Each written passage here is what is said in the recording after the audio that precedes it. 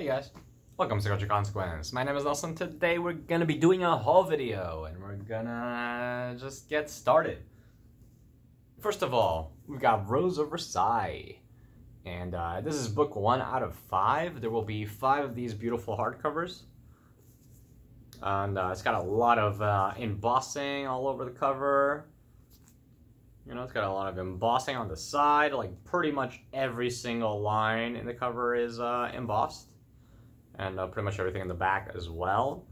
It even says book 1 out of 5, which I can appreciate. So the people, and we know if they're picking something up at a store, they will know. Unfortunately, even though Right Stuff shipping is usually pretty good, there were some bumps here. It's just unfortunate, only because the book looks so beautiful otherwise, but it's really not a big deal. I am not sweating it.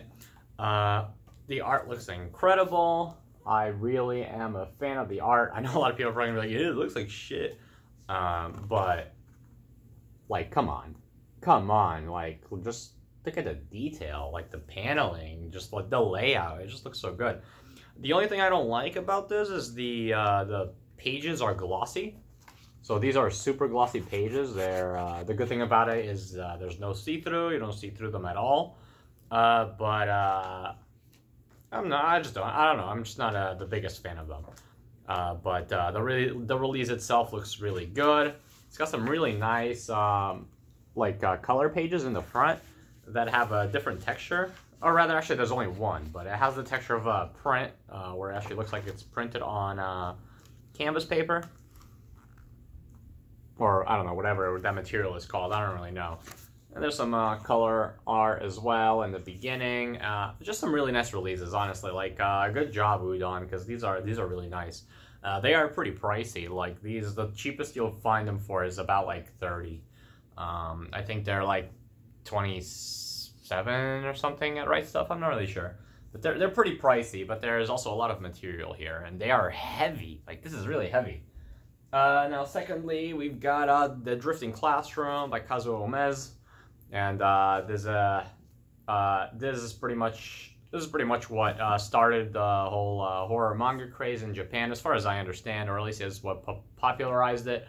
You know, we can owe Junji Ito even existing to this right here, as far as I understand. I don't know, maybe someone correct me if I'm wrong, if I'm generalizing, but that is my understanding.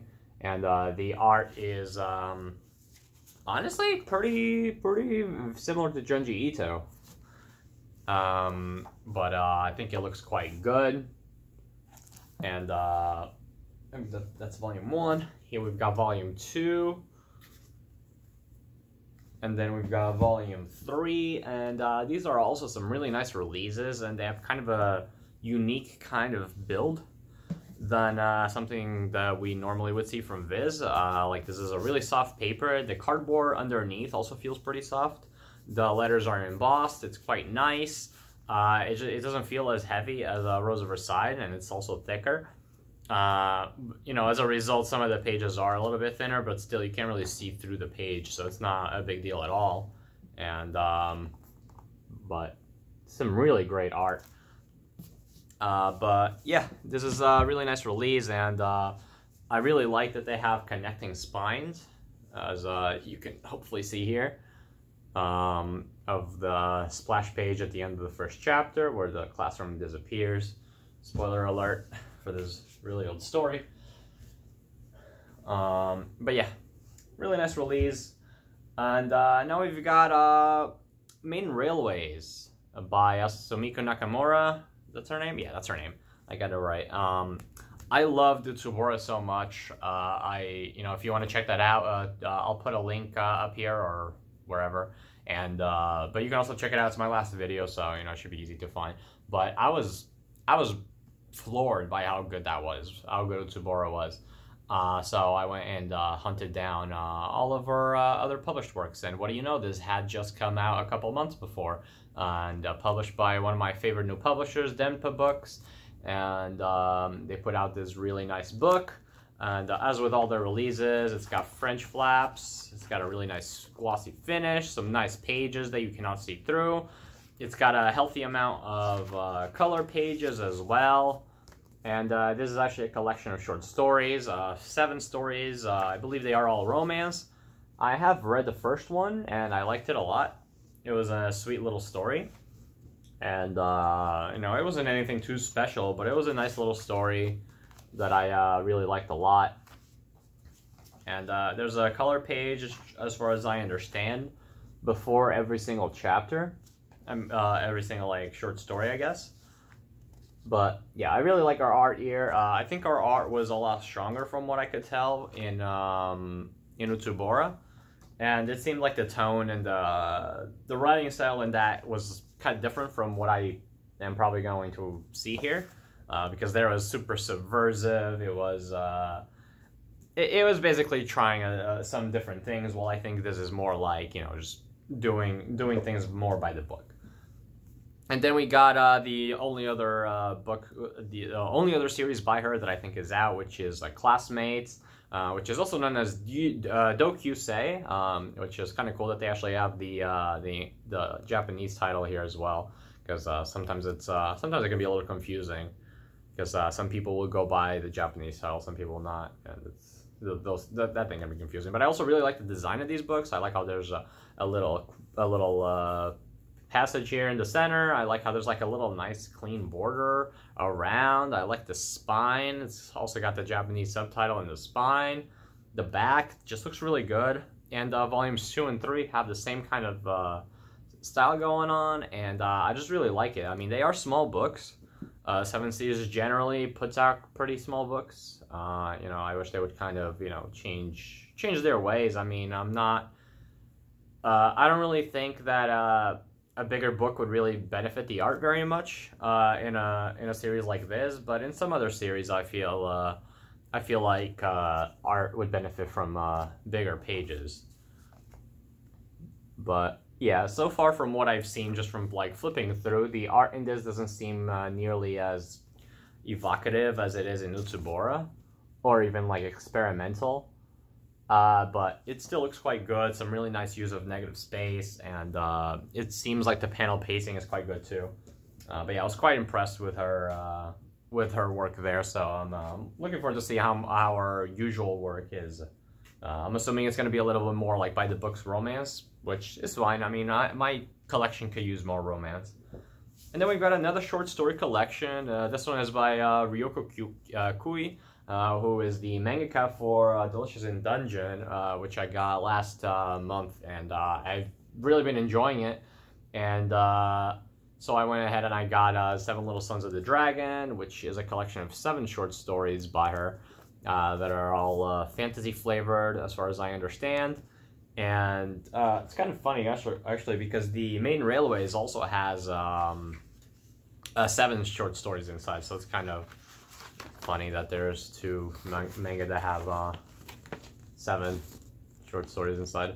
There's a little like fold out that has some bonus comics on the other side, and which is quite nice. But what I actually like the most about this book is the translator notes right inside the covers, and it's on both sides. It's on both the front cover and the back cover.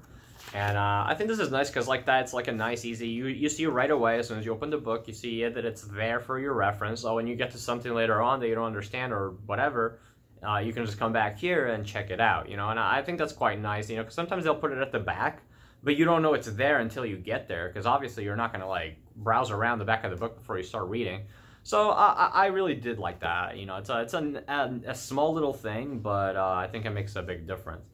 And they even go over like Japanese honorifics and stuff like that, which I think for most of us we don't really need that, but it's pretty nice that it's there, you know, so people don't feel as daunted to get into manga.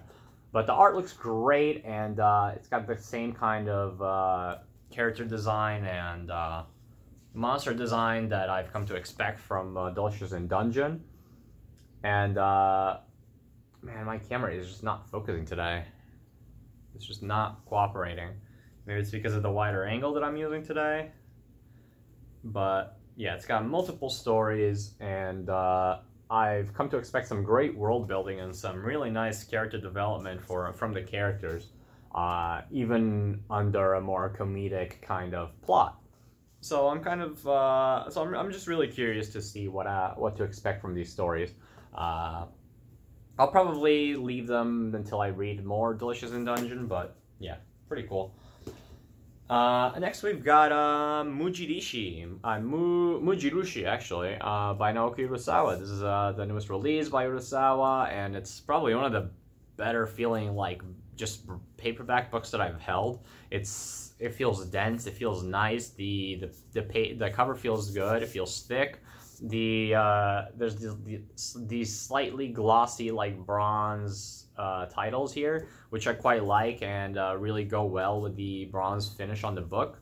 Not just that, but the French flaps in this are actually a lot bigger than usual. So they basically almost make it a double thick cover, which is also nice. And it's like that on both sides.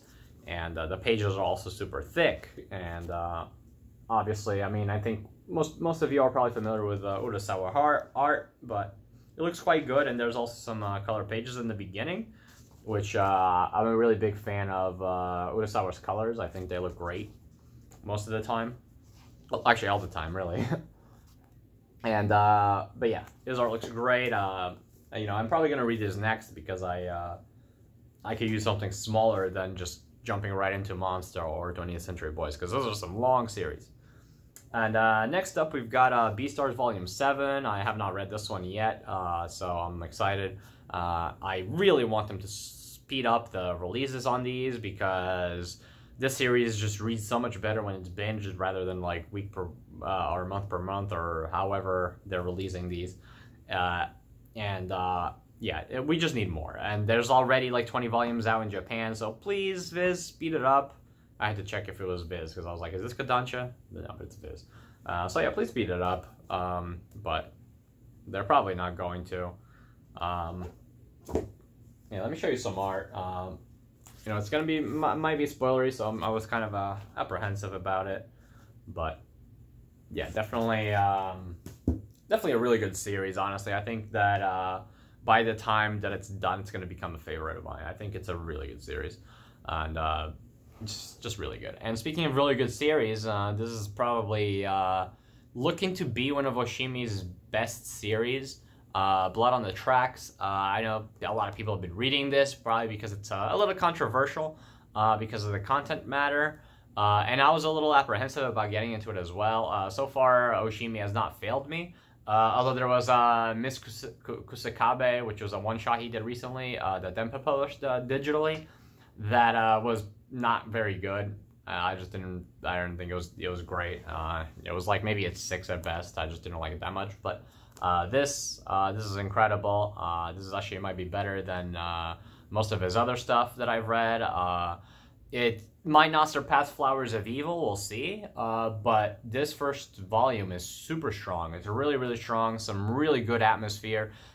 Just some very good psychological thriller, and just so intense. Like, this is a really intense book. Like this, I felt way more scared reading this than any Ito book or any like horror movie that I've ever seen. Like this is really off-putting, and not in like a bad way, at least not yet. So hopefully this will stay kind of hopefully it won't delve too much into some unsavory topics that I'm really hoping it doesn't go into. But yeah, so far, amazing. Highly recommended. So yeah, hopefully you enjoyed that video. You know, I'll be back with another video this month at some point. But lately my energy level has just been all over the place. You know, Corona is making work a lot more difficult than it needs to be, and I just don't have the energy when I get home to even read, let alone like make YouTube videos or anything. And it's just a little bit too much, and I've even wanted to had some ideas for videos that I need to edit, but if I don't even have the energy to film, I'm not gonna have the energy to edit. So, you know, it is what it is. But hopefully you guys stick around. Those of you that like, you know, my style of content, and you know, if you do, you know, like leave a like, comment, you know, subscribe if you want to see more. Do leave a dislike if you didn't like something. Leave a dislike, but you know, I would appreciate if you let me know what it is. You know, so far people have not left me too many dislikes, but when they do, I'm always like, why? Like, what? You know, what was wrong? What's the reason?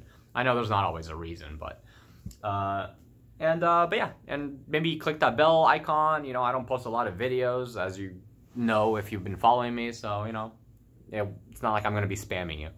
But yeah, hopefully you enjoyed the video. Peace out.